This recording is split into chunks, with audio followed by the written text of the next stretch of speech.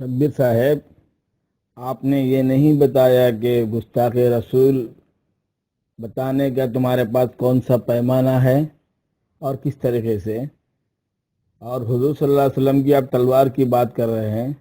آپ صلی اللہ علیہ وسلم نے یہ بتائیے کہ اپنی پوری حیات میں کس کو قتل کیا، کتنے لوگوں کو قتل کیا۔ اور جو ہے نا میں یہ بھی آپ سے پوچھا تھا کہ جو ہے نا شدت کی بات آپ کر رہے ہیں تو حضور صلی اللہ علیہ وسلم کے زمانے میں گستاخوں کے بارے میں، جو گستاخوں کے جو قتل ہوئے اس کے معاملات کیا تھے، اور وہ گستاخ بھی سامنے رہے، وہ نہیں بتا رہے ہیں آپ، وہ اس موضوع سے ہٹ رہے ہو آپ۔ وہ گستاخ بھی جو تھے سامنے، جن کو حضور صلی اللہ علیہ وسلم نے درگزر کیا، چھوڑ دیا، وہ کیوں، وہ دونوں معاملے آپ کے سامنے ہیں، اور گستاخی کا معیار کیا ہے، اور ان کو کیوں چھوڑا، ان کو کیوں قتل کروایا، اس لیے آپ نے وضاحت نہیں کی۔ اور پھر میں آپ سے یہ بھی پوچھا کہ جو ہے نا کہ یہ عمل صحابہ کے دور میں کہاں کہاں چلا، کیسے چلا، تابعین، طبع تابعین میں، حتیٰ کہ میں آپ سے یہ بھی پوچھا کہ احمد رضا خان فاضل بریلوی نے اپنی زندگی میں کیسا اس کا عمل کر کے، گستاخوں کے سلوک کا عمل کر کے بتایا، یہ آپ سے میں نے پوچھا، اور مسلسل آپ وہ موضوع سے ہٹ رہے ہیں آپ۔ میں نے آپ سے یہی پوچھ رہا ہوں کہ آپ تو جو ہے نا گستاخوں کو خانہ کعبہ میں بھی پکڑ کے نکال کے قتل کیا، حضرت عمر بن خطاب رضی اللہ عنہ وہ بول رہے ہیں، لیکن میں آپ سے وہ پوچھ رہا ہوں آپ سے، اللہ کے رسول صلی اللہ علیہ وسلم نے جو شدت کی بات آپ کر رہے ہیں، تو وہاں پر جب مال غنیمت کے وقت میں جس نے گستاخی کی، وہاں پر آپ نے کون سی شدت اختیار کی؟ اور غزوہ تبوک کے وقت اتنی بڑی سازش کی تھی، وہاں پر حضور صلی اللہ علیہ وسلم نے کون سی شدت اختیار کی؟ اس شدت کو آپ واضح کریں، میں یہ پوچھ رہا ہوں، آپ برابر اس سے ہٹتے جا رہے ہیں، آپ مجھے بتائیے آپ۔ اور پھر جو ہے نا مدینہ منورہ میں، مکہ معظمہ میں جب مسلمانوں کی اسلامی حکومت بنی، کیا یہود و نصارہ پر شدت کی گئی؟ پھر یہ لا اکراہ فی الدین اور لکم دینکم والی بات کیا ہے؟ تو وہ وہاں تھے، کیا معاملات نہیں تھے ان کے ساتھ ساری؟ کیا وہ گستاخی نہیں کر رہے تھے؟ اس میں گستاخ بھی تھے، منافق بھی تھے، سب تھے، تو ان کے ساتھ کیسا سلوک کیا گیا؟ صحابہ کرام نے کیسا کیا؟ حضور صلی اللہ علیہ وسلم نے کیسا کیا؟ یہ سارے معاملات آپ کے سامنے میں نے رکھے ہیں۔ کہ خاص کر کے میں نے یہ بھی پوچھا کہ حضرت فاضل بریلوی نے اپنے دور میں کیسا اس معاملے کو پیش کیا، وہ بھی بتائیں۔ اور آپ بات کرتے ہیں امام احمد رضا خان فاضل بریلوی علیہ رحمت و رضوان کی کہ انہوں نے کیا شدت اختیار کی۔ آپ مجھے بتائیے کہ حسام الحرمین ہے کیا؟ اعلیٰ حضرت فاضل بریلوی کفار اور گستاخ رسولوں کے تعلق سے کیا شدت رکھتے تھے، اس کی بین دلیل حسام الحرمین ہے۔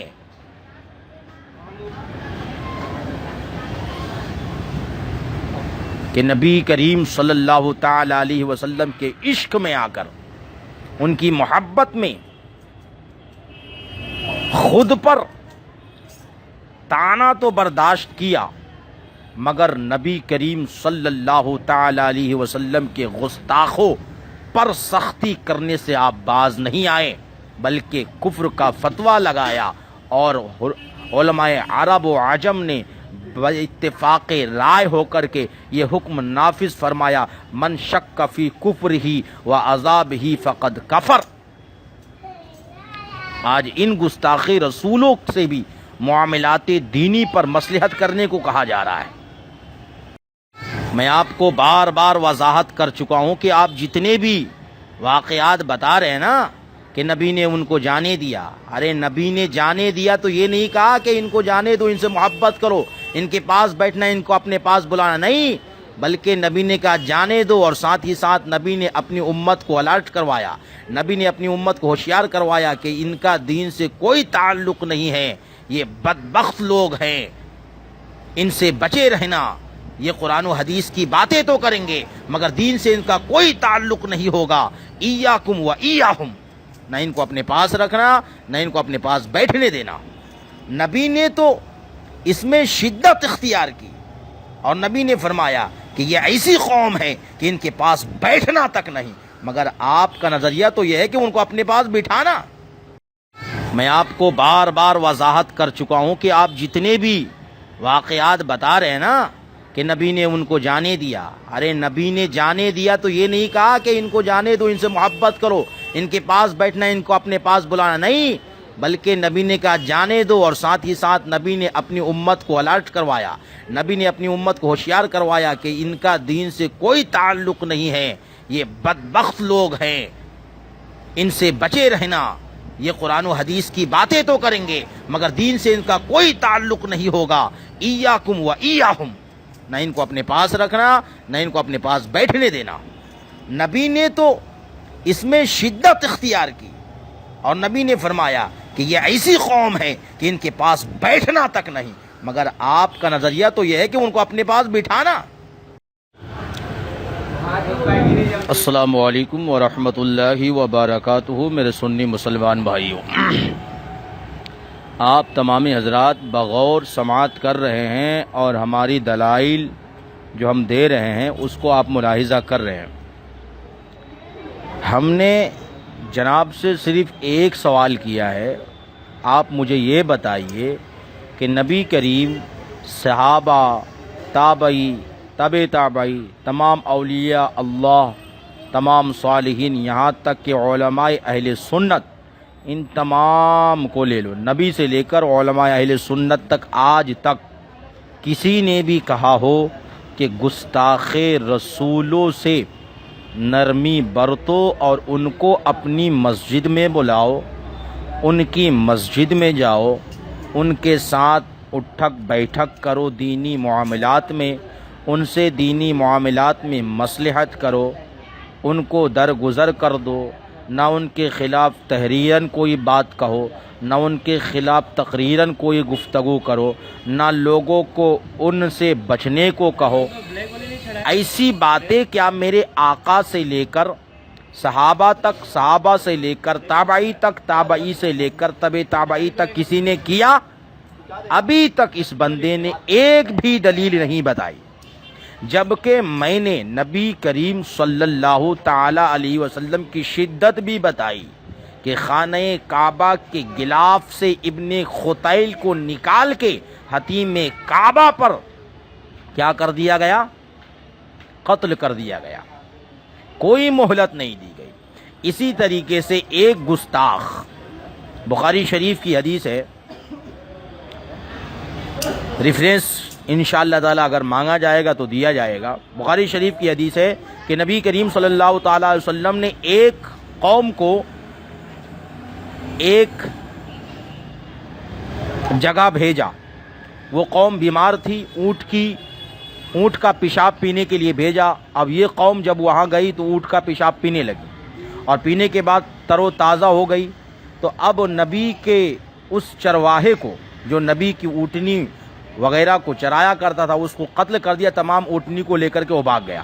نبی کریم صلی اللہ تعالی علیہ وسلم نے ان کے پیچھے آدمی دوڑایا، اس کو پکڑ کے لایا گیا، اور نبی نے حکم دیا کہ اس کے ہاتھ پیر کو کاٹ دیا جائے۔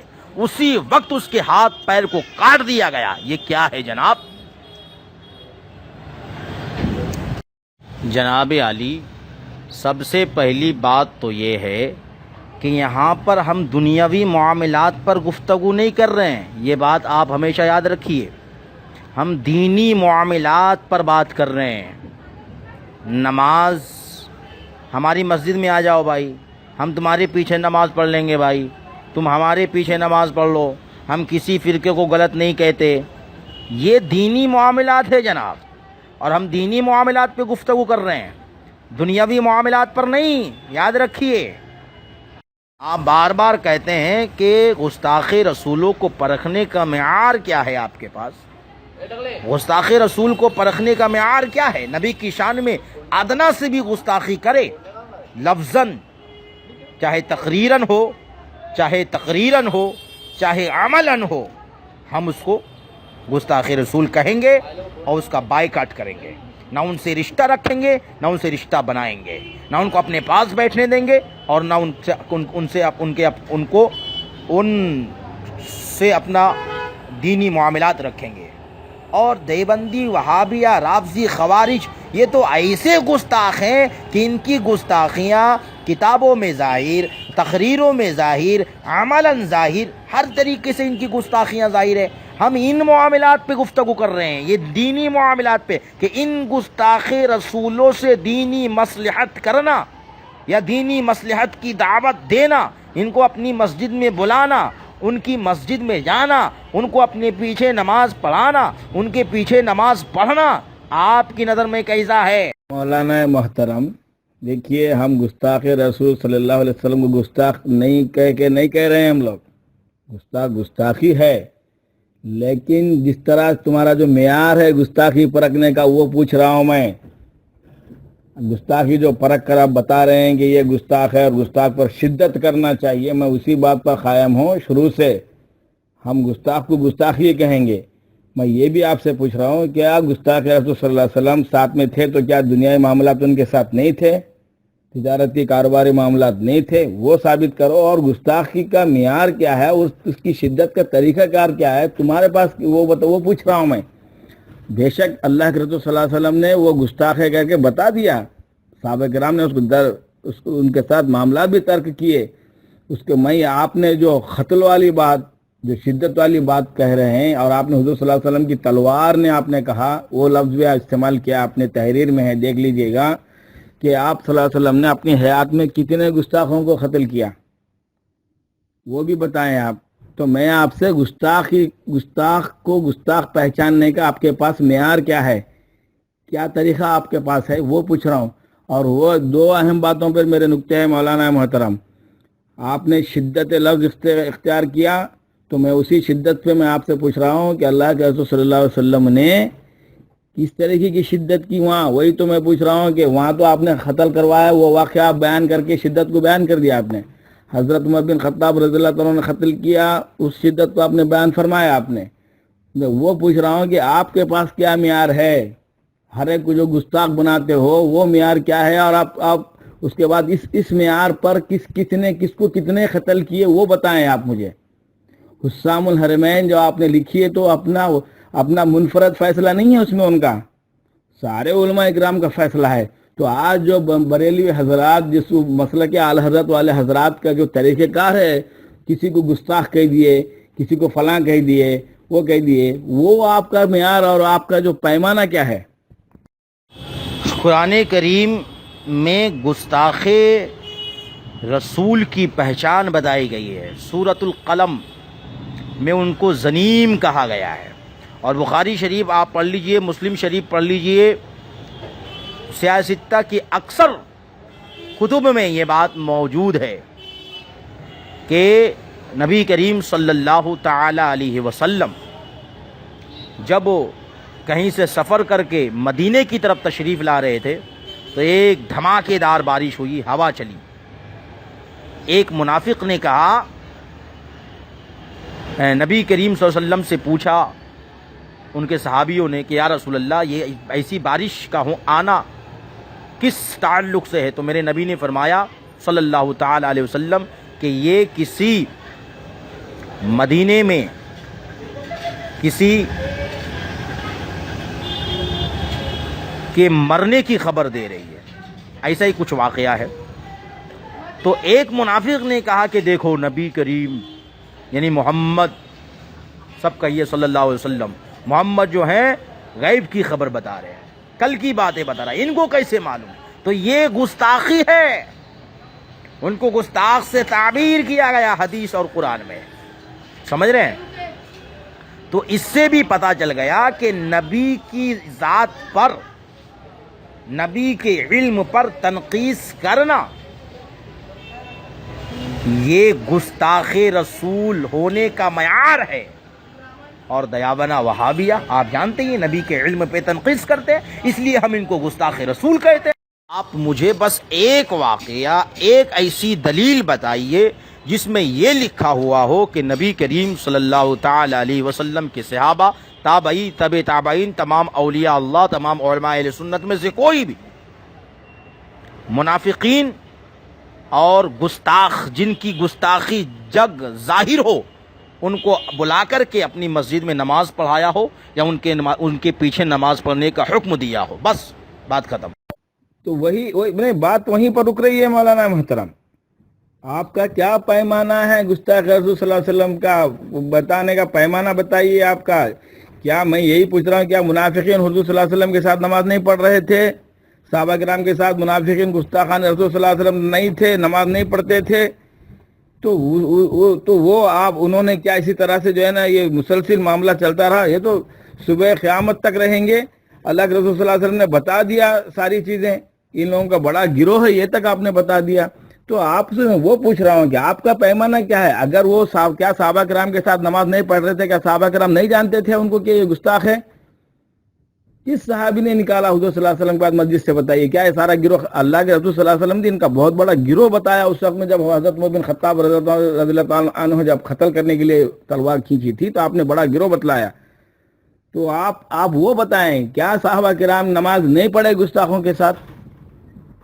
کیا گستاخ رسول صلی اللہ علیہ وسلم مسجدوں میں نہیں آتے تھے؟ کیا صحابہ کرام نے ان کی الگ سے مسجد بنا کے دی؟ یہ مجھے بتائیں. آپ پیمانہ بتائیں. آپ جو آج بتا رہے ہو وہ ثابت کریں.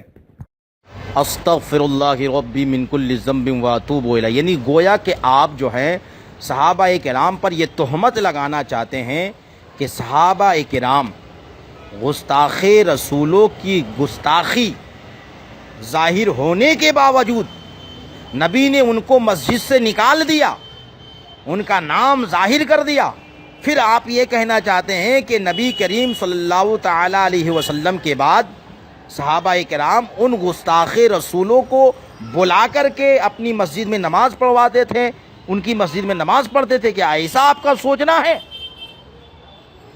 عجب قسم کا آدمی ہے بھائی آپ مجھے بتائیے کہ رشتہ نہ رکھیں گے اس سے مطلب کیا ہے؟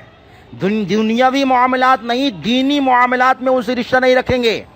اور رشتہ اگر کہا جائے تو عرف عام میں شادی بیاہ کو کہا جاتا ہے، تو شادی بیاہ یہ دینی معاملات ہے، دنیاوی معاملات نہیں جناب. النکاح من سنتی فمن رغب عن سنتی فلیس منی، یہ دینی معاملات ہے. شادی بیاہ کرنا بھی نیکی کا کام ہے، تو یہ نیکی کا کام ہم کسی گستاخ سے نہیں کرتے. مولانا صاحب، آپ اپنی اوپری کلپ میں الگ بولتے ہو، بعد میں الگ بولتے ہو، دنیائی معاملات الگ ہیں، فلانا معاملات الگ ہیں، لیکن آپ پھر کہہ رہے ہیں کہ جو ہے نا دوسری کلپ میں ہم رشتہ ہی نہیں رکھیں گے، بائیکاٹ کریں گے. بائیکاٹ کریں گے تو آپ کاروبار کیسے کرو گے؟ آپ کے جو بچے ان کے مدرسے میں کافر و مشرکوں کے مدرسے میں پڑھ رہے ہو، جو حضور صلی اللہ علیہ وسلم کی شان تو کیا مسلمانوں کی پوری مسلم برادری کے خلاف ہے، کہاں ڈالو گے آپ کے بچوں کو؟ تو وہی تو میں بتا رہا ہوں. اور گستاخی کا معیار یعنی کسی نے صحابہ کرام نے کیا گستاخان رسول صلی اللہ علیہ وسلم کو اپنے مسجد میں آنے سے روکا؟ کیا گستاخان رسول صلی اللہ علیہ وسلم حضور صلی اللہ علیہ وسلم کے وقت کے بعد ختم ہو چکے تھے؟ تو یہ مجھے بتائیں. ان کا بائیکاٹ آپ کیسا کریں گے؟ آپ کی مسجد میں آئیں گے تو کیا صحابہ کرام نے بائیکاٹ کیا؟ خود حضور صلی اللہ علیہ وسلم نے ایک بار مسجد سے نکالا تھا، کیا بار بار نکالا آپ نے ان کو مسجد سے؟ کیا مسجد میں حضور صلی اللہ علیہ وسلم کے ہاتھ میں گستاخان آ کے نماز نہیں پڑھتے تھے؟ یار ہم تو گستاخ کو گستاخی کہہ رہے ہیں، ہم کب نہیں کہہ رہے ہیں کہ گستاخ تو گستاخ ہے، گستاخ قابل قتل ہے، سب ہے. لیکن میں یہ آپ سے پوچھ رہا ہوں، آپ تو جو بائیکاٹ کا جو لفظ استعمال کر رہے ہو، کیا حضور اقدس صلی اللہ علیہ وسلم کے زمانے میں گستاخان و منافقین ساتھ میں نماز پڑھتے تھے یا نہیں پڑھتے تھے؟ کیا ان کو الگ سے ان کو باہر کر دیا گیا تھا؟ ایک بار واقعہ ہوا تھا مولانا محترم، اس کے بعد پھر کوئی دوسرا واقعہ نہیں ہوا گستاخوں کو مسجد سے باہر نکالنے کا. کیا صحابہ کرام کے دور میں نہیں؟ حتیٰ کہ حضور حضرت صلی اللہ علیہ وسلم کے جب وصال ہوا تو گستاخوں نے کیا کیا نہیں کیا. کتنوں کو حضرت ابو بکر صدیق رضی اللہ تعالیٰ نے مسجد سے باہر کیا. جو ایک گروہ کیا تھا اس کے خلاف میں آپ نے جنگ کا اعلان کر دیا، لیکن کیا مسجد میں نہیں تھے اس وقت میں؟ صحابہ کرام کے دور میں گستاخ نہیں تھے؟ مسجد میں انہی کے ساتھ نماز نہیں پڑھ رہے تھے؟ وہ مجھے بتائیں. آپ بائیکاٹ کیسے کرو گے؟ صحابہ کرام جانتے تھے گستاخ اور منافق ہے تو وہ بھی نماز ساتھ میں پڑھ رہا تھا، کیا آپ نے ان کو مسجد سے نکالا؟ جناب علی چلی، اللہ کا کرم ہے، آپ نے اتنا تو مان لیا نا کہ گستاخ رسول کو آپ گستاخ کہتے ہیں اور گستاخ رسول واجب القتل ہے. آپ نے اتنا تو مان لیا نا، اللہ کا کرم بالائے کرم ہے. اب آپ یہ بتائیے کہ آپ ہم سے پیمانہ پوچھتے ہیں کہ گستاخ رسولوں کو ناپنے کا پیمانہ کیا ہے، جبکہ میں نے بخاری شریف کی حدیث سے گستاخ رسولوں کو پیمانہ، گستاخ رسول کون ہے اس کے ناپنے کا پیمانہ بتایا. اب آپ مجھے بتائیے کہ آپ کسی کو گستاخ رسول سمجھتے ہیں یا نہیں؟ اگر سمجھتے ہیں تو آپ کے پاس پیمانہ کیا ہے اور گستاخ رسولوں کے ساتھ کیسے معاملات کرنا چاہیے؟ کیا ان کو اپنی مسجد میں بلانا چاہیے؟ کیا ان کی مسجد میں جانا چاہیے؟ آپ ایک طرف کہتے ہیں کہ کیا نبی نے بار بار نکالا، ایک طرف کہتے ہیں حضرت صدیق اکبر یہ رضی اللہ تعالیٰ عنہ کے بارے میں، کیا آپ کو معلوم نہیں جب نبی کریم صلی اللہ تعالیٰ علیہ وسلم کا وصال پرملال ہوا تو گستاخ رسولوں نے گستاخی کرنا شروع کی اور منکر زکوٰۃ ہو گیا، تو صحابہ کرام نے کیا کیا؟ وہ آپ کو معلوم نہیں ہے حال؟ صحابہ کرام نے منکرین زکوٰۃ کے ساتھ کیا معاملات کیے تھے، آپ بتائیے۔ ارے میرے بھائی، میں آپ سے پوچھ رہا ہوں، گستاخ جانتے تھے، منافقین کو جانتے تھے صحابہ کرام بھی، کیا انہوں نے مسجد سے نکالا اپنے پاس سے؟ وہ پوچھ رہا ہوں میں آپ سے، بلانے کی بات نہیں ہے، اذان تو بلانے کا نام ہے، اذان دی گئی، وہ آ گئے مسجد میں، کس نے نکالا؟ کیا وہ لوگ نہیں جانتے تھے؟ حتیٰ کہ جو جنگ ہوئی حضرت علی ابن طالب کرم اللہ رضی اللہ تعالیٰ حضرت امیر معاویہ رضی اللہ تعالیٰ کے درمیان میں، کیا گستاخان رسول صلی اللہ علیہ وسلم منافقین کے معاملات کو دونوں نہیں جانتے تھے؟ حضرت علی رضی اللہ تعالیٰ حضرت علی رضی اللہ تعالیٰ اور حضرت بی بی عائشہ صدیقہ رضی اللہ تعالیٰ درمیان میں جو جنگ ہوئی، تو کیا حضرت علی رضی اللہ تعالیٰ نہیں جانتے تھے کہ کون کیا ہے؟ کیا انہوں نے مسجدوں سے نکالا اپنی ان کو؟ اذان دینے کا مطلب ہے بلانا ہے ان کو نماز کے لیے، وہ آ گئے نماز میں، آپ کیسے نکالے؟ کس نے نکالا وہ بتائیں۔ آپ مجھے یہی تو بتائیے کہ آپ صحابہ کرام پہ بار بار یہ تہمت لگا رہے ہیں کہ کیا صحابہ کرام نے گستاخان رسول کو مسجد سے نکالا؟ تو آپ مجھے بس اتنی دلیل دے دیجئے کہ گستاخان رسول کو بلا کر کے صحابہ کرام نے اپنے پیچھے نماز پڑھوایا، ان کے پیچھے نماز پڑھا، بس آپ اتنی سی دلیل دے دیجئے۔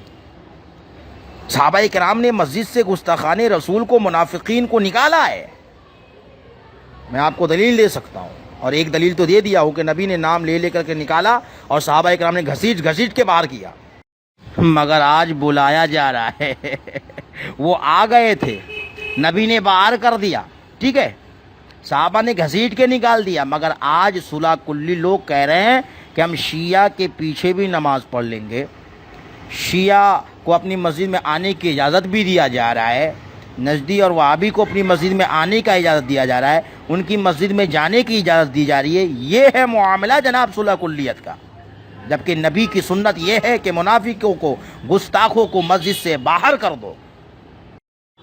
میں نے سورہ توبہ مسجد درار کا ذکر کیا تھا کہ آپ نے پڑھا نہیں کہ منافقین نے اپنی الگ مسجد بنا لی، اپنی الگ مسجد بنا لی، جب ان کا بائیکاٹ کیا گیا تو اپنی الگ مسجد بنا لی، تو نبی کریم صلی اللہ تعالیٰ علیہ وسلم کو حکم ہوا اس مسجد کو توڑ دیا جائے۔ اور میں آپ کو بتاؤں، تفسیر طبری پڑھیے، تفسیر طبری، اسی مسجد درار کے ضمن میں ایک روایت نقل کی ہے، امام طبری نے روایت نقل کیا کہ ان کی مسجد میں نہ نماز ہوتی ہے نہ ان کے پیچھے نماز ہوتی ہے۔ آپ کی جملوں پر مجھے ہنسی آتی ہے، کسی نے بلایا گستاخوں کو؟ کیا حضور صلی اللہ علیہ وسلم نے منافقین کو مسجد میں بلایا تھا؟ وہ آ گئے تھے، ان کو نکالا گیا۔ گستاخ کیا گستاخ رسول صلی اللہ علیہ وسلم کیا ختم ہوئے حضور صلی اللہ علیہ وسلم کے زمانے میں پورے؟ اس کے بعد کس کو نکالا آپ نے؟ صحابہ کرام نے کس کو نکالا؟ وہ جانتے، دیکھ رہے تھے پورا۔ تو آپ نے جو لفظ بیکاٹ کا استعمال کیا ہے، اب اس کو پھر سے دوہراؤں، اچھا کس طرح سے ان کی الگ مسجد بنائی، یا ان کی مسجد میں صحابہ کرام گئے، اور کہاں گستاخوں کی الگ مسجد تھی؟ ایک ہی مسجد بنی مولانا محترم، مسجد زرار، پھر اس کے بعد کوئی اور مسجد بتائیں حضور صلی اللہ علیہ وسلم کے زمانے میں انہوں نے بنائی ہو، حالانکہ وہ موجود تھے گستاخ پورے۔ گستاخ رسول صلی اللہ علیہ وسلم ساتھ میں تھے، صحابہ کرام کے ساتھ میں تھے، اس زمانے میں ان کی کون سی مسجد بنی الگ سے؟ پھر میں آپ سے وہی تو دلیل مانگ رہا ہوں کہ مجھے ایک ایسی دلیل بتائیے جس پر یہ لکھا ہوا ہو کہ صحابہ اکرام نے گستاخ کو بلا کر ان کے پیچھے، اپنی پیچھے نماز پڑھوایا، اپنی مسجد میں بلایا۔ وہی تو آپ سے پوچھا مولانا محترم، گستاخ رسول صلی اللہ علیہ وسلم جو تھے، آپ نے جن کو نکالا، کیا اس کے بعد وہ دوبارہ مسجد میں نہیں آئے؟ دوسرے لوگ گستاخ ختم ہو چکے تھے؟ کیا صحابہ کرام کے دور میں گستاخ نہیں رہے؟ کیا ان کے ساتھ نماز نہیں پڑھے؟ کس طرح سے صحابہ کرام ان کو بیکاٹ کیا وہاں پر؟ وہ میں پوچھ رہا ہوں۔ آپ جو بات کریں گے، وہ دو باتوں پہ میری مولانا صاحب میں آپ سے وضاحت چاہتا ہوں کہ ایک تو شدت، آپ نے کہا کہ شدت کرو ان پر، جو ہے نا فلاں کرو، تلوار، وہ فلاں فلاں، آپ نے بڑی باتیں کی، تو میں نے وہ واقعات کو پیش کر دیا جب حضور صلی اللہ علیہ وسلم نے ان کو درگزر کر دیا، بتا دیا گستاخیں ختم ہو گئی۔ بات رہی، بات دوسری کہ میں آپ سے یہی پوچھ رہا ہوں بار بار کہ حضور اقدس صلی اللہ علیہ وسلم کے زمانے میں جب آپ نے ایک بار مسجد سے نکالا تھا، کیا اس کے بعد پھر دوبارہ کسی گستاخ کو آپ نے منافقین کو مسجد سے نکالا؟ کیا ان کی الگ سے مسجد بنوائی؟ کیا گستاخوں نے پھر سے مسجد ضرار کے بعد کوئی اور مسجد بنائی؟ وہ مجھے بتائیں، یا ایسی کوئی مسجد بتائیں کہ جہاں گستاخ جمع ہو کر نماز پڑھتے تھے، یا ایسی مسجد بتائیں کہ صحابہ کرام نے ان کے لیے الگ سے مسجد بنائی تھی، حضور صلی اللہ علیہ وسلم نے بتایا تھا کہ ایسا کرو؟ یہ مجھے بتائیں آپ، مسجد سے صحابہ کرام نے اس کے بعد ان کے ساتھ وہ رہے، ان کو کیا نکالا، کیا نہیں رہے، یہ مجھے بتائیے۔ تو نہیں مولانا صاحب، دیکھیے آپ پھر وہ ادھر، ارے بلا اذان کے معنی کیا ہے؟ اذان کے، ارے وہ تو مسجد میں چلے آئے، آپ بتائیں کہ گستاخان رسول صلی اللہ علیہ وسلم نے نماز پڑھنا چھوڑ دی تھی، مسجد میں آنا چھوڑ دیے تھے وہ لوگ، اس واقعے کے بعد گستاخ مسجد نبی صلی اللہ علیہ وسلم میں نہیں آئے، صحابہ کرام کے ساتھ نہیں رہے۔ ارے جو جنگ ہوئی حضرت بی بی عائشہ صدیقہ رضی اللہ تعالیٰ حضرت علی رضی اللہ تعالیٰ کے درمیان میں، یہ کون لوگ تھے اور کیا ساتھ میں نہیں تھے؟ یہ لوگ ان کے ساتھ میں بھی تھے، ان کے ساتھ میں بھی تھے۔ تو یہ بتائیں مجھے آپ، الگ انہوں نے کہاں کیا؟ کیسے ان کو اپنے مسجد سے باہر نکالا؟ بلانا تو اذان کا، اذان کے ساتھ مسجد میں آ گئے ہو، اذان آپ تو اذن دے رہے ہیں آؤ نماز کی طرف، تو آ گئے نماز میں آپ کی، کیا انہوں نے نکالا ان کو پھر دوبارہ؟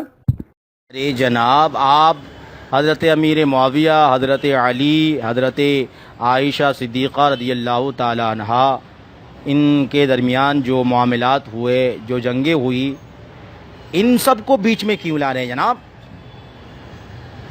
ان سب کو آپ بیچ میں کیوں لا رہے ہیں؟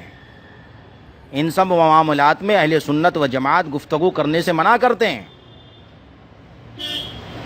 لیکن یہی کہا جاتا ہے کہ منافقین کی وجہ سے یہ سب معاملات ہوئے، سمجھ رہے ہیں؟ ان کو کوئی اچھے سے یاد نہیں کرتا، بلکہ یہی کہتا ہے کہ یہ تینوں تو حق پر تھے، جو حق پر ہے وہ حق پر ہے، لیکن منافقین کی وجہ سے یہ سب معاملات ہوئے۔ تو منافق کو، گستاخوں کو کوئی اچھے طریقے سے یاد نہیں کرتا، یہ نہیں کہتا کہ ان کے ساتھ دینی معاملات کرو، بلکہ دینی معاملات میں ان کا بائیکاٹ کیا جائے۔ ہاں، دنیاوی معاملات میں دنیاوی معاملات ان سے کیے جا سکتے ہیں، لیکن دینی معاملات میں ان سے کوئی مصلحت نہیں ہوتی۔ میں ٹاپک لے کر کے چلا ہوں اس بات سے کہ گستاخ رسولوں پر شدت کی جائے گی، گستاخ رسولوں کا بائیکاٹ کیا جائے گا دینی معاملات میں۔ دینی معاملات میں ان سے ہم کوئی بھی مصلحت نہیں کریں گے۔ آپ مجھے یہ ثابت کریں گے کہ جو گستاخ رسول ہے ان سے دینی معاملات میں مصلحت کرنا چاہیے، نکاح بیاہ ان سے کرنا چاہیے، اپنی مسجد میں ان کو بلانا چاہیے، ان کی مسجد میں جانا چاہیے۔ ہم ایسے فکر والے کو صلح کلی کہتے ہیں۔ پھر موضوع سے آپ جا رہے ہیں، صلح کلیت کے موضوع پہ نہیں آئے گا۔ آپ جس موضوع پر آپ نے شروعات کی تھی، شدت کرنا چاہیے، بائیکاٹ کرنا چاہیے، تو میں آپ سے پوچھ رہا ہوں کہ بائیکاٹ کیا ہوتا ہے؟ بائیکاٹ ہوتا کیا ہے؟ کس طرح کا بائیکاٹ؟ یہ ہوتا ہے کہ بھئی دین میں تم چلاؤ، ان کو بائیکاٹ کر دیا، بعد میں کاروبار میں آ جاؤ، پھر دین میں تم معاملات میں بائیکاٹ کر دیا، پھر بولے کہ تم مسجد سے باہر جاؤ۔ ارے یار، وہ تو ثابت کرو پہلی بات۔ تو میں یہ آپ سے یہی بار بار کر رہا ہوں کہ شدت کا معیار کیا حضور صلی اللہ علیہ وسلم نے جو آپ کا طریقہ کار، وہ ایک طریقہ کار سرکار کا حضور صلی اللہ علیہ وسلم کا بھی تھا شدت کا۔ اور دوسری بات یہ ہے کہ میں وہی کہہ رہا ہوں کہ آپ سے کہ کیا وہ آ گئے تو پھر مسجد سے نکالا؟ یہ بتائیں مجھے۔ اور پھر آپ یہ کلمہ گوہ مسلمان کو جو ہے نا، اس کا عقیدہ سامنے ہونے کے باوجود اس کو گستاخ کہہ رہے ہیں آپ، تو وہ آپ کا اور کون سا پیمانہ ہے گستاخ پہچاننے کا؟ کسی نے پڑھایا؟ کسی نے پڑھایا؟ کسی نے نہیں پڑھایا اس طرح سے، کسی نے نہیں پڑھایا۔ آپ مجھے دلیل دیں کہ جو نا آپ سارے کو کس نے گستاخوں کو بلا کر اپنی مسجد میں نماز پڑھوایا ہو؟ کس نے کہا؟ کس نے کیا؟ کسی نے نہیں کیا۔ یہ آپ کی اپنی ہے۔ خیر، یہ اپنی جگہ پھر اور موضوع ہو جائے گا مولانا صاحب۔ میں آپ سے یہی کہہ رہا ہوں کہ آپ نے بائیکاٹ کا لفظ استعمال کیا ہے، ان پر شدت کا لفظ استعمال کیا ہے، اس پر قائم رہیے گا۔ مجھے یہ بتائیے، کیا مسجد ضرار بند حضور صلی اللہ علیہ وسلم نے بند نہیں کروائی تھی؟ پھر اس کے بعد منافقین نے دوبارہ اس کو کھول کے نماز پڑھا وہاں پر؟ یہ بھی بتائیے۔ اب آئیں آپ موضوع پر کہ کس نے پڑھایا گستاخ رسولوں کو بلا کر اپنی مسجد میں نماز؟ کون پڑھا جا کر کے گستاخ رسولوں کی مسجد میں نماز؟ اب مجھے آپ یہ بتائیے کہ جس انسان کی فکر جس انسان کی سوچ، جس انسان کا نظریہ، جس انسان کا مسلک یہ ہو کہ میں کسی بھی فرقے کو کافر نہیں کہتا، کسی بھی فرقے کو گمراہ نہیں کہتا، بلکہ میں تو اپنی مسجد میں ہر فرقے کے لوگوں کو آنے کی عام اجازت دیتا ہوں، اور ہر فرقے کے لوگوں کی مسجد میں میں جاتا ہوں اور بخوشی خوشی ان کے پیچھے نماز پڑھ لیتا ہوں، ایسا انسان آپ کے نزدیک کیا ہے؟ یار بیکاٹ کا لفظ کیا ہوتا ہے ذرا مجھے وہ بتائیں. آپ یہی کہو گے کوئی آیا جو آپ کی ایک مثال دیتا ہوں. آپ کا ایک دوست دیوبندی ہے، آپ کا احترام کرتا ہے، بولتا ہے کہ بھائی آپ کے معاملات آپ کے ساتھ، میرے معاملات میرے ساتھ، آپ کا خدا آپ کے پاس، میرا خدا آپ مجھے نہ بولیں، میں آپ کو نہیں بولوں. آپ دور سے آیا تاجر ہے، آپ اس کے ساتھ کاروبار کر رہے ہو، وہ آیا آپ کے ہاں، آپ کے گاؤں میں ایک مسجد ہے، وہ یہ آپ سے پوچھے گا کہ بھائی میں یہاں نماز پڑھ لوں، کیا آپ اس کو منع کرو گے آپ؟ ہاں بھائی، اگر کوئی گستاخ رسول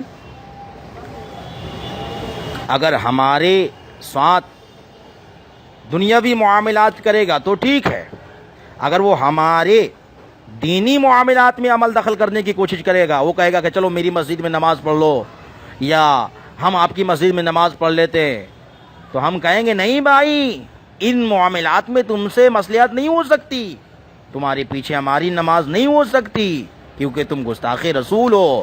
تم ہماری مسجد میں آ جاؤ گے، جس صف میں کھڑے ہو جاؤ گے وہ سب کٹ جاتی ہے، تو کہے کو اپنی نماز خراب کرنے کا. خیر میں نے کہا ہے میری اوپر کلپ میں، پھر ٹاپک بدل جائے گا. میں آپ سے یہی کہہ رہا ہوں کہ صحابہ کرام نے اپنی مسجد میں پتہ ہونے کے باوجود بھی گستاخوں کو باہر کیا. بیکاٹ میں پورا باہر کیا جاتا ہے مولانا صاحب، بیکاٹ میں پورا دینی معاملات کی بات کر رہا ہوں. بیکاٹ میں پورا شدت اسی بات کو کہتے ہیں، بیکاٹ اسی بات کو کہتے ہیں. ان کا اپنے جگہ دینی معاملات میں بلانا ہی نہیں ہے. جب وہ مسجد میں آ گئے، حضور صلی اللہ علیہ وسلم نے ایک بار نکالا تھا، اس کے بعد انہوں نے ایک مسجد بنوائی، وہ بند کروا دی. کیا اس کے بعد ان کا آنا جانا مسجد میں بند ہوا؟ کیا صحابہ کرام کے دور میں بند ہوا؟ تو انہوں نے بیکاٹ کیسے کیا؟ آپ قیاس سے ہمیشہ بات کرتے ہیں، اب قیاس چھوڑ دیجئے. میں نے دلیل دے دی، حدیث موجود ہے کہ نبی نے باہر کیا، صحابہ نے گھسیٹ کے باہر کیا، قرآن میں موجود ہے، حدیث میں موجود ہے کہ انہوں نے الگ مسجد بنائی، مسجد کو توڑ دیا گیا. اب آپ کہہ رہے ہیں کہ کیا ان کو دوبارہ نہیں بلایا گیا، کیا وہ دوبارہ نہیں آئے؟ تو اگر آئے، دوبارہ بلائے، تو آپ مجھے دلیل دیجئے. ٹھیک ہے، دلیل وہی تو مانگ رہا ہوں، کب سے آپ سے دلیل مانگ رہا ہوں میں، کہ کس صحابی نے جو ہے گستاخ رسولوں کی گستاخی ظاہر ہونے کے بعد، گستاخی جاننے کے بعد اپنی مسجد میں بلایا، ان کے پیچھے نماز پڑھا، ان کو اپنے پیچھے نماز پڑھنے کا حکم دیا؟ آپ مجھے دلیل دیجئے. آپ کرو گے کیا دیوبندی کے ساتھ؟ اس طرح سے میں پوچھ رہا ہوں. آپ کیا صحابہ کرام تاجر تھے؟ صحابہ کرام کے زمانے میں، حضور صلی اللہ علیہ وسلم کے زمانے میں وہ لوگ آئے، لینا دینا تھا، کیا آپ نے کیا؟ کسی صحابی نے کیا؟ کیا خود حضور صلی اللہ علیہ وسلم نے کیا؟ حضور صلی اللہ علیہ وسلم بھی تاجر تھے، آپ نے کیا؟ آپ دوسرے مقامات پر بھی آپ جاتے رہے، وہ مجھے بتائیں. کرنا ہے، کریں گے نہیں. آپ کرو گے تو آپ دنیا ہی نہیں کر پاؤ گے. آپ کر کے بتاؤ. میں آپ سے وہی کہہ رہا ہوں، آپ کے بچے تو مشرکوں کو اسکول میں پڑھ رہے ہو، تو پھر ان سے نکالو ان کو وہاں سے. وہ بعض مشرک ادارے تو اتنے شدت پسند ہے کہ آپ سے پتہ نہیں کیا کیا کرنے کے لیے کروا رہے ہیں. تو نکالو وہاں سے. جتنے دنیا میں سارے مسلمان ہیں ان سے آپ اعلان کروا دو کہ بھئی دیکھو یہ شدت پسند ادارے ہیں، ہم ان سے معاملات میں کچھ نہیں لینا دینا، اپنے بچوں کو وہاں نہ پڑھاؤ. آپ یہ فتویٰ جاری کریں. نبی کریم صلی اللہ تعالیٰ علیہ وسلم اور نبی کریم صلی اللہ علیہ وسلم کے تمام صحابہ جتنے بھی تعزیر تھے، صحابہ کرام جو یہودی اور نصرانی یا دیگر لوگوں سے جو دنیاوی معاملات کرتے تھے، کیا کبھی صحابہ کرام رضی اللہ تعالیٰ علیہم اجمعین نے ان یہودی نصرانیوں سے کہا کہ ہماری مسجد میں آ کر کے اپنے طریقے سے عبادت کرنا؟ کیا صحابہ کرام رضوان اللہ تعالیٰ علیہم اجمعین جب باہر جاتے تھے تو نماز کہاں پڑھتے تھے؟ ان کے کنیسے میں جا کر کے، اور کہتے تھے کہ بھائی تمہارا کنیسہ صحیح ہے، وہاں میں جا کے ہم نماز پڑھ لیں گے، تمہارا گرجا گھر صحیح ہے، وہاں میں جا کے ہم نماز پڑھ لیں گے.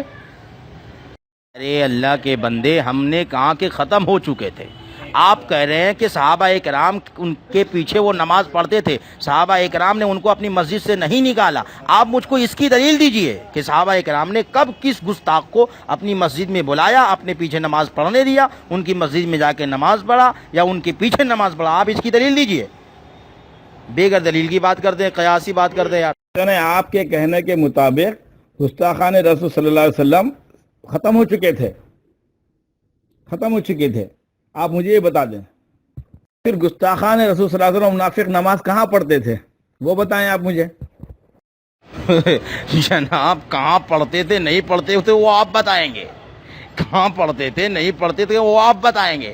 ہم نے حدیث میں پڑھا کہ منافقین کو نکال دیا گیا، ہم نے حدیث میں پڑھا کہ صحابہ کرام نے گھسیٹ کے نکالا، ہم نے حدیث میں پڑھا کہ کیا کہتے ہیں کہ گستاخ رسولوں سے صحابہ کرام کا کوئی رشتہ نہیں تھا۔ آپ کہتے ہیں کہ رشتہ بھی تھا، آپ کہتے ہیں کہ ان کی مسجد میں آتے بھی تھے، ان کو اپنی مسجد میں بلاتے بھی تھے، تو دلیل آپ کو دینی پڑے گی۔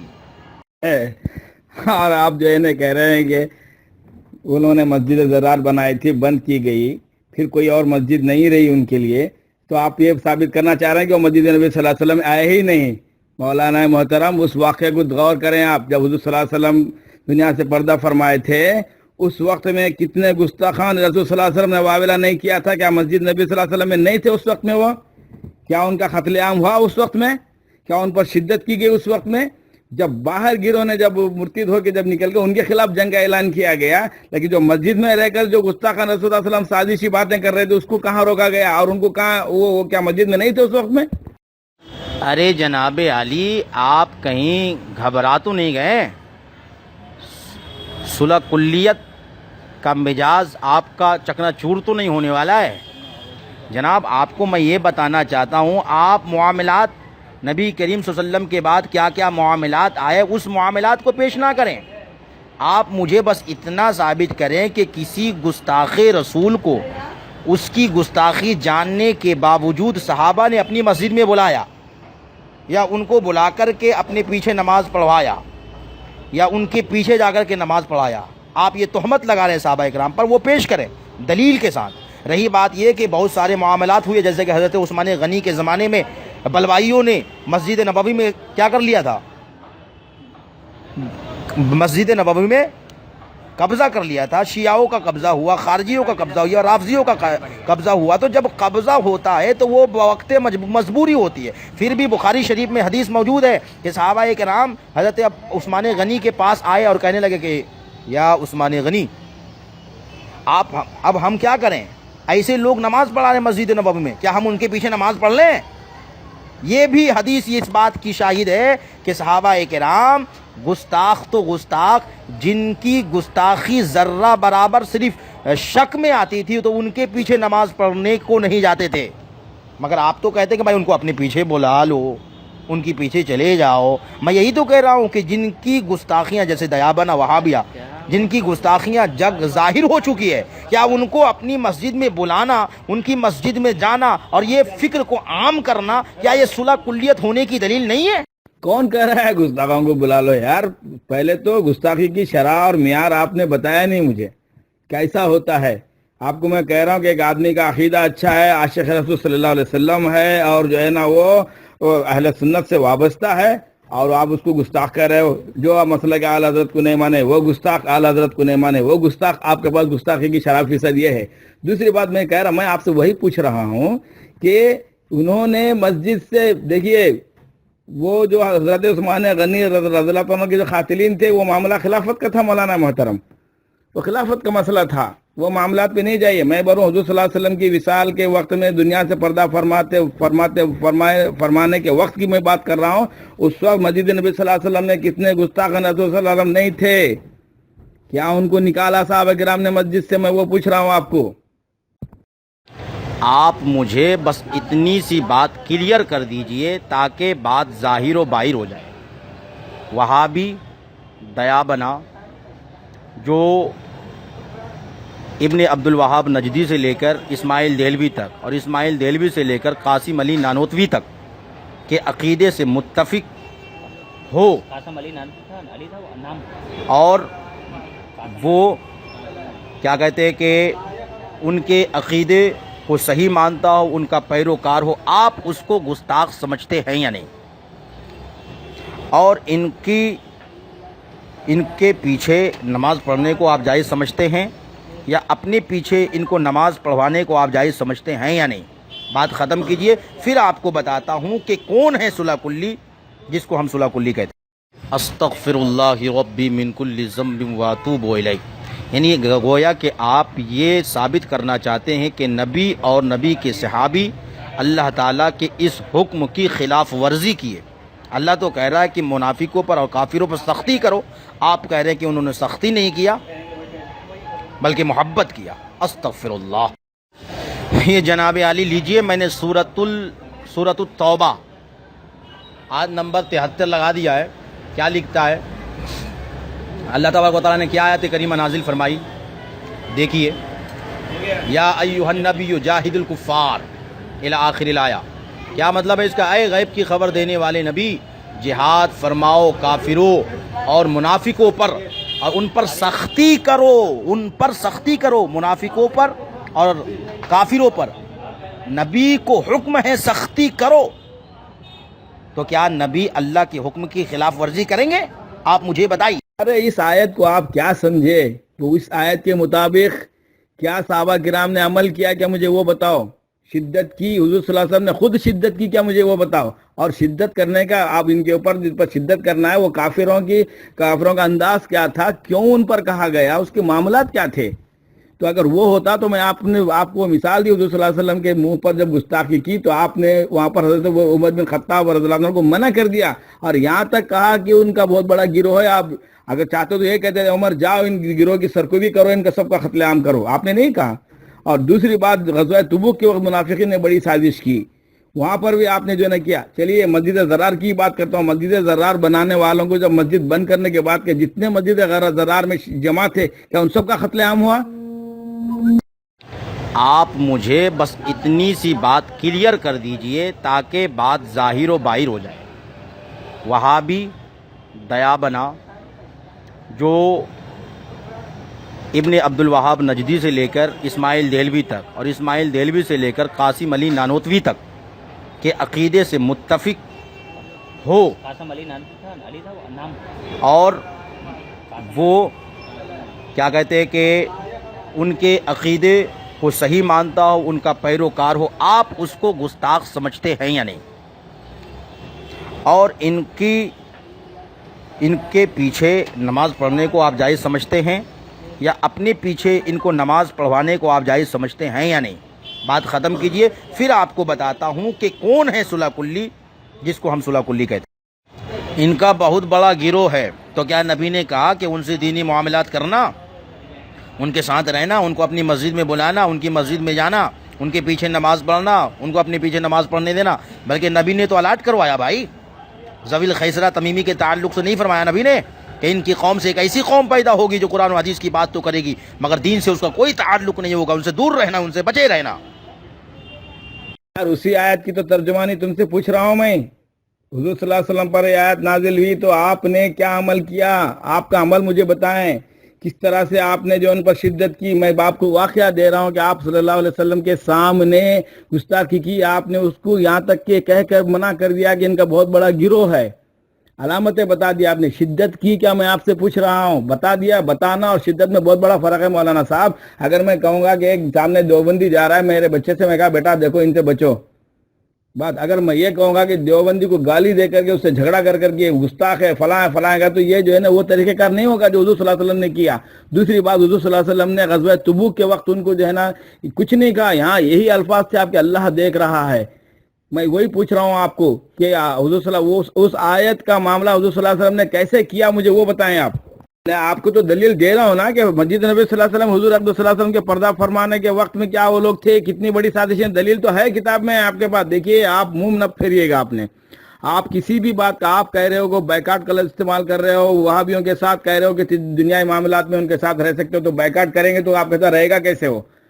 آپ وضاحت ہی نہیں کر پائے۔ دوسری بات، آپ تاریخ سے منہ مت موڑیے گا، آپ یہی پوچھیں گے کہ کتابوں کا اسکین چاہیے، وہ چاہیے جو ہے نا، یہ گھما والی باتیں نہیں چاہیے۔ اگر آپ اس طرح سے پوچھتے تو پھر آپ علم کچھ نہیں رکھتے، آپ نے تاریخ پڑھی ہی نہیں ہے، آپ نے میں تو حضور اقدس صلی اللہ علیہ وسلم کے زمانے کی باتیں آپ نے دونوں تینوں باتیں میں نے آپ کے سامنے رکھ دی. آپ جو آیت قرآن پاک کی آپ نے پیش کی ہے اس آیت کے اعتبار سے کیا حضور صلی اللہ علیہ وسلم نے وہی کام کیا صحابہ وہ گستاخان رسول صلی اللہ علیہ وسلم کے ساتھ؟ آپ نے غزوہ تبوک کے منافقین اور گستاخان کے ساتھ کیا سلوک کیا مجھے بتایا آپ. اب ساتھ میں نہیں تھے سرکار کے پورے منافقین تو ساتھ میں تھے, دلیل ہے سامنے. گستاخان رسول صلی اللہ علیہ وسلم غزوہ تبوک کے وقت میں حضور صلی اللہ علیہ وسلم کے ساتھ میں تھے, پاس میں تھے, اور یہ کہتے پھر رہے تھے کہ جو ہے نا اس وقت میں تو اللہ سے دعا کرنا چاہیے, اور آپ کے پاس آئے بھی تھے. آپ نے کیا کہا؟ اللہ دیکھ رہا ہے کر کے بھیج دیا ان کو آپ نے. وہ بتائیں مجھے آپ. لیجئے جناب, آپ ہمیں کہہ رہے ہیں کہ اس آیت کا مطلب کیا ہے. لیجئے مطلب بھی آپ کے سامنے پیش ہے, اس کو تھوڑا سا پڑھ لیجئے آپ آنکھیں کھول کھول کر کے, شاید آپ کا نظریہ بدل جائے. میرا آپ سے کوئی ذاتی جھگڑا نہیں ہے, میں صرف گستاخ رسولوں کے خلاف ہوں. گستاخ رسول کو اپنی مسجد میں آنے کی دعوت دینا, ان کی مسجد میں جانا, ہم اس نظریے کے خلاف ہیں. آپ پڑھ لیجئے یہ آیت مبارکہ, یا ایھا النبی جاہد الکفار والمنافقین الی آخر الآیہ. اس کے تحت کیا فرماتے ہیں صاحب تفسیر طبری, آپ اس کو پڑھ لیجئے. یہاں میں صاف لکھا ہوا ہے کہ اس آیت کریمہ میں جو ہے نبی سے خطاب ہے, اور ان کی امت میں جو نبی کریم صلی اللہ علیہ وسلم کے وصال کے بعد منافقین داخل ہونے والے تھے ان کے بارے میں کہا گیا. مراد اس سے یہ ہے کہ مومنین لوگ کفار سے کیا کریں گے؟ جہاد کریں گے. اور وقال ابن عباس, حضرت ابن عباس نے کہا اس سے جہاد کا حکم دیا گیا ہے. کس کے ساتھ؟ کفار کے ساتھ, بالسیف, تلوار کے ذریعے سے. ومع المنافقین, اور منافق کے ساتھ, باللسان, لسان کے ذریعے سے. ٹھیک ہے, یعنی زبان کے ذریعے سے ان سے جہاد کرنا ہے. وہ دیکھیے وشدت الجزر والتغلیظ, اور شدت کرنا ہے. دیکھیے جزر و تغلیظ کرنا ہے. آپ دیکھیے بھائی, میں اور بھی پوچھ رہا ہوں کہ کس صحابہ نے کس معیار پر قتل کیا؟ گستاخان رسول صلی اللہ علیہ وسلم کا معیار کیا تھا؟ اس کی شرح کیا تھی؟ حد کیا تھی؟ وہ تو دیکھیں, گستاخ تو بھرے ہوئے تھے اس وقت میں, بے انتہا گستاخ تھے. تو وہی دیکھیے کہ جب حضور صلی اللہ علیہ وسلم کے وقت میں غزوہ تبوک کے وقت میں کتنی بڑی گستاخی کی سازش کی. کیا صحابہ کرام ان کے خلاف جنگی لیے چلے گئے؟ کیا اللہ کے رسول صلی اللہ علیہ وسلم نے ان کا جو اللہ کے رسول صلی اللہ علیہ وسلم تو کیا کہا؟ اللہ دیکھ رہا ہے کر کے بھیج دیا ان کو. ارے سختی تو ان پر بھی جس نے سستی کر کے جنگ میں شامل نہیں ہوئے, سستی یا کسی معاملات کی وجہ سے جنگ میں شامل نہیں, تو سختی تو ان پر آئی. تو میں یہ کہہ رہا ہوں کہ جو ہے نا, ہم گستاخان رسول صلی اللہ علیہ وسلم گستاخ نہیں کہتے یا نہیں مانتے نہیں, ہم بھی شدت ہمارے پاس ہے, لیکن اس کا طریقہ کار کیا ہونا چاہیے؟ پہلے یہ دیکھنا چاہیے کہ ہم وہ آدمی کہہ رہا ہے کیا اس کی پورا گروہ کہہ رہا ہے. اگر وہ آدمی کر رہا ہے کیا اس کا پورا گروہ کر رہا ہے؟ کوئی لوگ ایسے ہیں انجانے میں وہاں پر چلے جاتے ہیں, کئی لوگ ایسے اندانے میں اپنا عقیدہ بدل لیتے ہیں کیونکہ ان کو ماحول نہیں ملا. ہم اٹھا کے اگر ہم بائیکاٹ یا شدت کریں گے تو وہ تو جو سمجھا ہی نہیں پوری طریقے سے, وہ تو پہلے نکل جائے گا, وہ تو ہمارے سخت خلاف ہو جائے گا کہ ہمارا عمل ہی غلط ہے. تھوڑا اس آیت کو بھی پڑھیے. قرآن پاک سورۃ التوبہ آیت نمبر 23 کے اندر اللہ تعالیٰ ارشاد فرماتا ہے, اے ایمان والو, اپنے باپ اور اپنے بھائیوں کو دوست نہ سمجھو اگر وہ ایمان پر کفر پسند کرے, اور تم میں جو کوئی ان سے دوستی کرے گا وہی ظالم ہے. دیکھیے, اگر ایمان پر کفر پسند کر لے تو ان سے جو دوستی کرے گا قرآن اس کو ظالم کہہ رہا ہے. ارے باپ ہے, بھائی ہے, اگر وہ کافر ہو گیا, گستاخ ہو گیا, اور جو گستاخ ہوتا ہے اس کا دین سے کوئی تعلق نہیں ہوتا ہے, آپ کو معلوم ہونا چاہیے. اس لیے تو ہم کہہ رہے ہیں کہ دیوبندی وہابی گستاخ رسول ہے, اور ان کی گستاخی زگ ظاہر ہے, تو ان سے ہماری دوستی نہیں ہو سکتی دینی معاملات میں, ورنہ ہم ظالم ہو جائیں گے. اور ہم یہی تو کہتے ہیں کہ جو ان گستاخ رسولوں کو اپنی مسجد میں آنے کا ہے, ان کی مسجد میں جا کے نماز پڑھنے کا ہے, ان کے پیچھے نماز پڑھنے کا ہے, ہم کہتے ہیں وہ ظالم ہے. مولانا شبیر صاحب, آپ نے مجھ سے دلیل پوچھی, میں نے دلیل دیا آپ کو, میں نے دلیل دیا. غزوہ تبوک کے وقت آپ کہہ رہے ہیں کہ کیا گستاخان رسول صلی اللہ علیہ وسلم ساتھ میں تھے, تو کہاں دلیل ہے بتائیے؟ ساتھ میں رکھا کیا, کہاں دلیل؟ میں نے دلیل دی آپ کو. گستاخان رسول صلی اللہ علیہ وسلم غزوہ تبوک کے بڑی سازش کی, بڑی سازش کی، صحابہ کرام بھی دیکھ رہے تھے سارا اور تو آپ نے کیا ان کے ساتھ رد عمل کیا؟ کیا ان کا کس طریقے سے جو ہے نا شدت کی ان پر؟ میں آپ سے وہی پوچھ رہا ہوں. اب میں نے دلیل دی، اب اس دلیل کا جواب دیں آپ. ارے جناب علی، آپ پرسوں سے ایک ہی واقعہ کو لے کر کے پکڑے ہوئے، غزوہ تبوک، غزوہ تبوک. ارے غزوہ تبوک میں کیا کیا معاملات تھے، سچویشن کیا تھی؟ میں آپ کو پوچھنا چاہتا ہوں، کیا غزوہ تبوک کے موقع پر میرے آقا نے یہ نصیحت کی تھی اپنی امت کو کہ جو میرا گستاخ ہو، جو منافق ہو، جو کافر ہو، ان سے تم دینی معاملات کرنا، ان کو اپنی مسجد میں بلانا، ان کی مسجد میں جانا، ان کو اپنے پیچھے نماز پڑھوانا، ان کے پیچھے نماز پڑھنا، ان کو برا بھلا نہیں کہنا؟ ایسا کوئی سبق دیا تھا کیا؟ آپ مجھے بتائیے. مولانا صاحب پھر آپ جو ہے نا پھر آپ اپنے موضوع سے ہٹ جا رہے ہو. آپ نے کہا کہ کفاروں پر شدت کی جائے، آپ نے قرآن آیت بھی پیش کی، سراخوں پر قرآن آیت، اور آپ نے کہا کہ ان کا بائیکاٹ کرنا چاہیے، سب کرنا چاہیے. تو میں پوچھ رہا ہوں کہ حضور صلی اللہ علیہ وسلم نے اس وقت کیا کیا، بائیکاٹ کے طریقہ کیسے اختیار کیا؟ دونوں باتیں ہیں. ایک بات میں نے آپ کو وہ اس وقت مال غنیمت کی بھی بتائی، اور ایک بات میں نے یہاں کی بھی بتائی، اور ایک بات پھر بتا رہا ہوں آپ کو. مسجد زرار جنہوں نے بنائی تھی، کیا حضور صلی اللہ علیہ وسلم نے سارے مسجد زرار میں رہنے والوں کا قتل عام کیا؟ وہاں تو بڑی شدت تھی. اللہ نے آیت نازل فرمائی، کہہ دیا کہ اے نبی صلی اللہ علیہ وسلم وہ مسجد تمہارے لیے تمہارے خلاف بغاوت کا ایک اڈا بن گئی ہے، قلعے بنائی ہے. تو وہاں تک کیا سارے مسجد زرار والوں کا قتل عام ہوا وہاں پر؟ جناب علی، وہ نبی کریم صلی اللہ تعالی علیہ وسلم کے اخلاق حسنہ کو لے کر کے آپ گستاخ رسولوں پر نہ تھوپیں. نبی کریم صلی اللہ تعالی علیہ وسلم رحمت للعالمین تھے، تو اللہ کی عطا سے غیب بھی جانتے تھے، اور وہ وقت جو تھا وہ کیا کہتے ہیں کہ تبلیغ دین کا تھا. آج ہم ان گستاخوں کی بات کر رہے ہیں جن کے پاس دین پہنچ چکا ہے، اور دین کو قبول کرنے کے بعد وہ گستاخوں پر گستاخیاں کرتا چلا جا رہا ہے. ہم ایسے گستاخوں کو اپنی مسجد میں بلانے والے، ان کے پیچھے نماز پڑھنے کو جائز کہنے والے، اپنے پیچھے ان کو نماز پڑھوانے والے، اور ایسی فکر کی ہم جو ہے تائید نہیں بلکہ ہم تردید کرتے ہیں. اور وہ جو کفار اور یہود و نصارہ کے ساتھ نبی کا اخلاق تھا، وہ ان کو دین پیش کرنے کے لیے تھا، اور انہوں نے دین قبول کیا. آپ مجھے بتائیے، حسام الحرمین سے لے کر اب تک ان گستاخوں کو کہا جا رہا ہے ان سے تم توبہ کر لو، رجوع کر لو. نہیں کرتا، تعویلوں پہ تعویلیں، تعویلوں پہ تعویل. یعنی وہ اپنے کفر پر ڈٹے ہوئے ہیں. جب اپنے کفر پہ وہ ڈٹا ہوا ہے تو ہم ان کو گستاخ کہتے ہیں، اور ان سے اپنا کوئی رشتہ دینی تعلق نہیں رکھتے. یار میں کہہ رہا ہوں کہ وہ قرآن کا حکم حضور صلی اللہ علیہ وسلم نے کیسا اپنایا وہ بتائیں. ہم سمجھ گئے قرآن کیا بول رہا ہے، اب آپ کیا سمجھے ہمیں نہیں معلوم، اور جیسا رسول نے سمجھا ہم نے ویسے ہی سمجھا، اور رسول صلی اللہ علیہ وسلم نے جیسے کیا ہم ویسے ہی ہم سوچ رکھ رہے ہیں.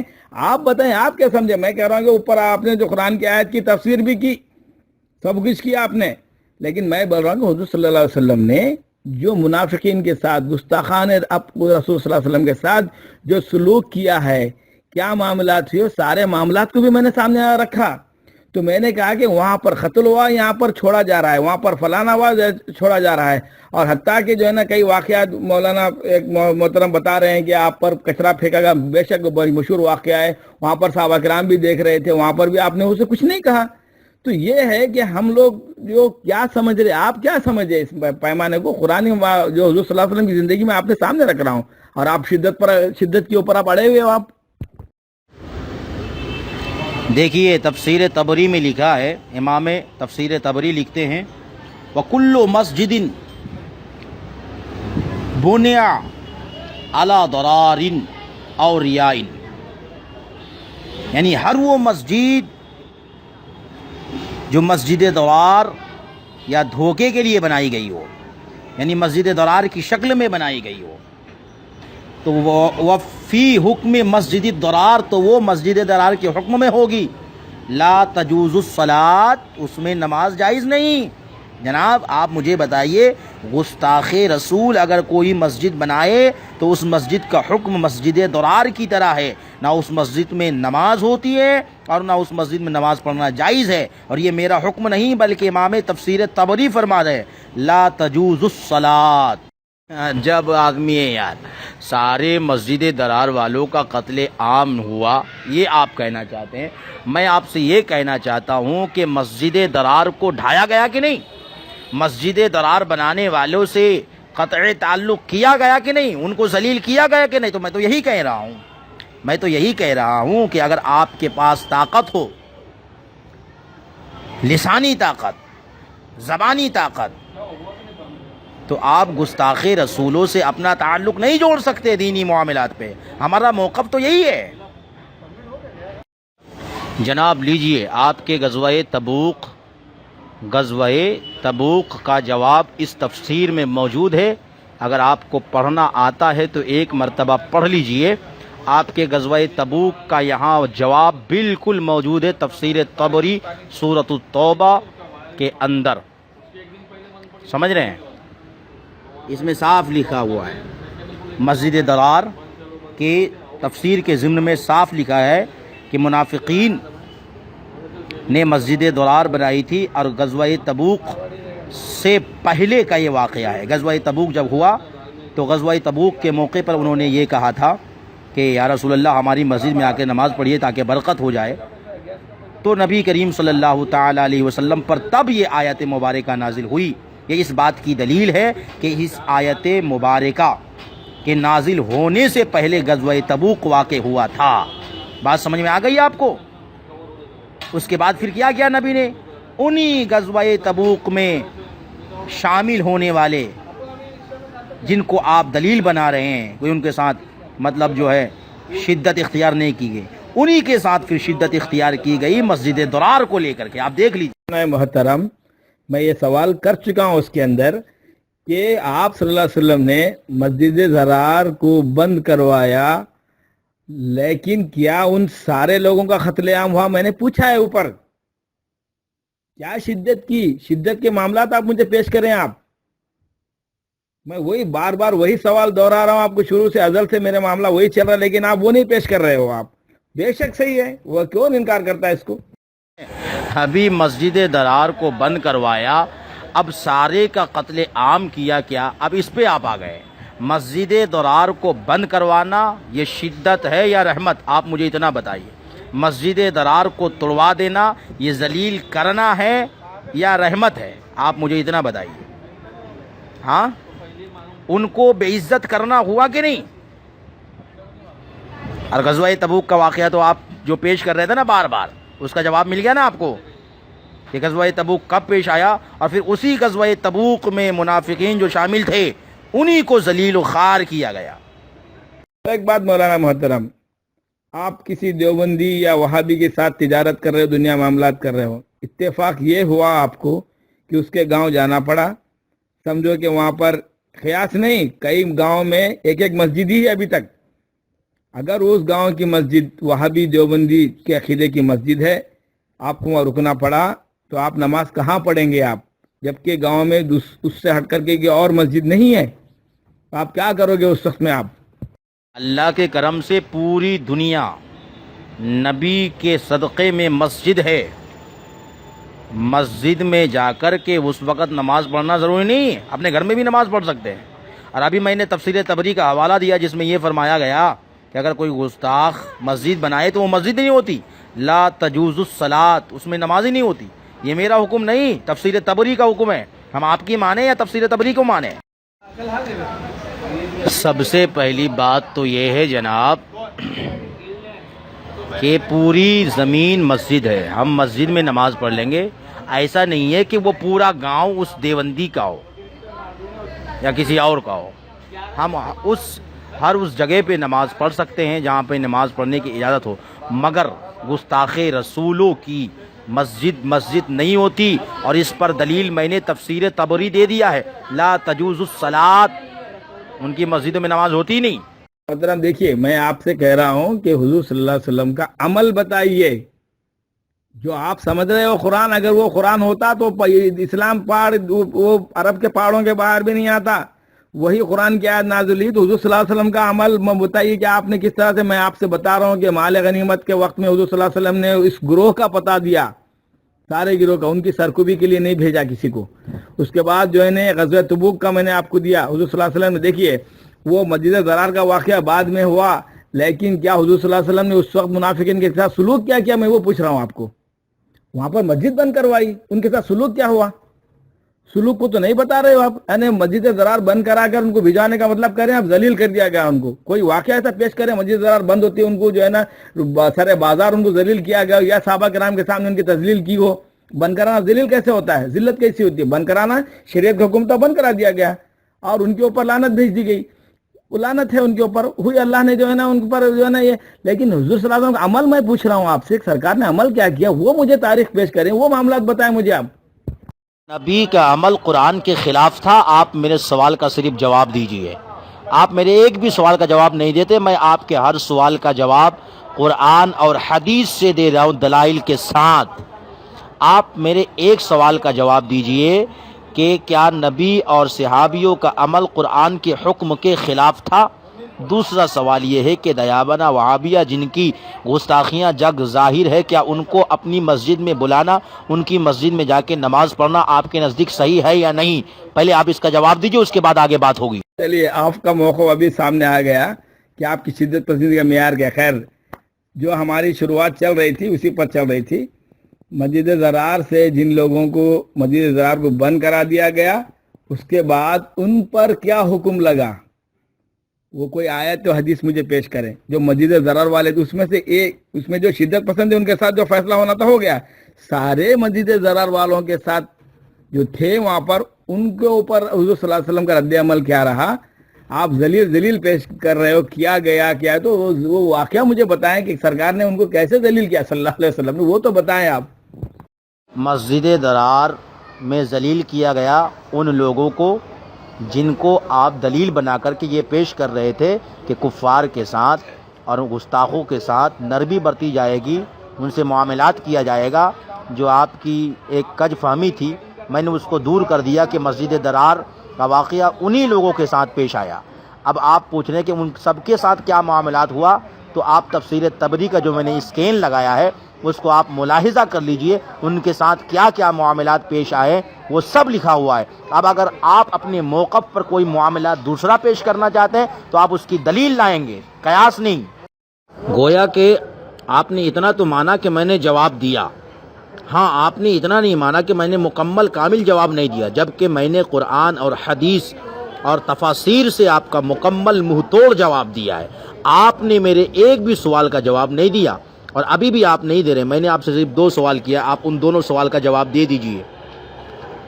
محترم، آپ نے کوئی جواب صحیح نہیں دیا. آپ نے آج تک سارے کلپ لوگ سن رہے ہیں، آپ صرف گھماتے رہے ہو. آپ میں قرآن کے اسی حکم پر حضور صلی اللہ علیہ وسلم کا عمل پوچھ رہا ہوں، آپ کو عمل پوچھ رہا ہوں. آپ عمل نہیں بتا رہے ہو، قرآن آیت پیش کر رہے ہو.